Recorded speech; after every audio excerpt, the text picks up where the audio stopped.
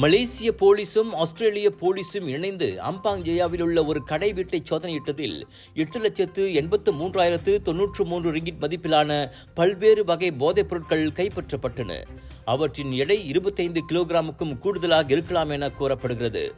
அக்கடை வீடு குடியிருக்கை என கூறி வாடகைக்கு எடுக்கப்பட்டு பின்னர் போதைப்பொருள் சேமிப்பு கிடங்காக மாற்றப்பட்டதாகும். அக்கிடங்கிலிருந்து தான் கொரியர் மூலமாக போதைப் பொருட்கள் வெளிநாடுகளுக்கு சந்தைப்படுத்தப்பட்டு வந்துள்ளன. இவ்வாண்டு தொடக்கத்திலிருந்து அக்கிடங்கு செயல்பட்டு வந்துள்ளது. சோதனையின் போது கைதான வெளிநாட்டு ஆடவர் விசாரணைக்காக 7 நாட்களுக்கு தடுத்து வைக்கப்பட்டுள்ளார். அக்கும்பலைச் சேர்ந்த எஞ்சியவர்களை தேடி கண்டுபிடிக்கும் முயற்சியில் புக்கிட் அம்மான் போதைப் பொருள் குற்றப்புலனாய்வு இறங்கியுள்ளது. 5 நாட்கள் 96 மணி நேரங்கள் இடைவிடாது இலவசமாக 2000 பேருக்கு முடிவெட்டி மலேசிய சாதனை புத்தகத்தில் இடம்பெறும் மாபெரும் முயற்சி.